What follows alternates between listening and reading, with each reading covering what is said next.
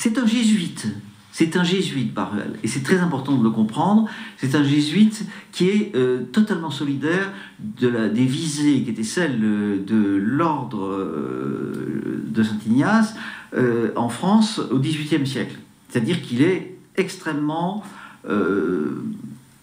axé sur la défense de la foi et une vision un peu théocratique des choses. Ce qui fait que la défense de la monarchie en tant que telle, des institutions d'ancienne France, n'est pas son problème.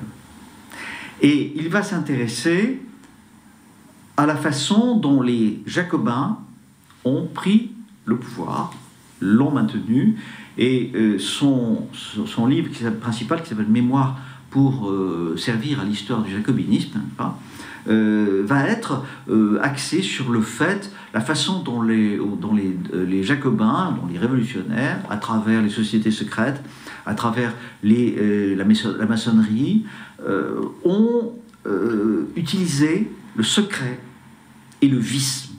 Le secret et le vice. C'est-à-dire que leur vice caché permettait d'avoir une solidarité de mauvais aloi, qui leur permettra de garder le pouvoir.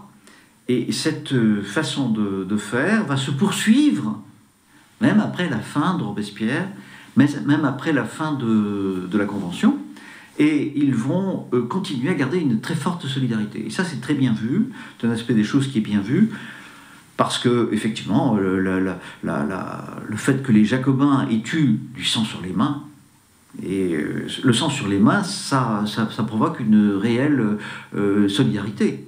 Quand vous avez commis ensemble un crime, vous avez le même cadavre dans le placard, eh bien, vous allez vous entraider. Et c'est ce qui a permis, effectivement, c'est ce qui montre, ce que Baruel montre, cette permanence de la solidarité des Jacobins, de solidarité dans l'impiété. Voilà. Il y a un disciple de Baruel qui, lui, est allé, à mon avis, beaucoup plus loin, c'est Augustin Cochin, qui, dans les dernières années du XIXe siècle, a, de manière tout à fait scientifique, à partir d'une étude chartiste des choses, a montré l'influence de ces sociétés de pensée, et à mon avis, d'une manière plus politique que Baruel, qui en reste toujours à cette vision jésuitique de la société, qui est celle du XVIIIe siècle.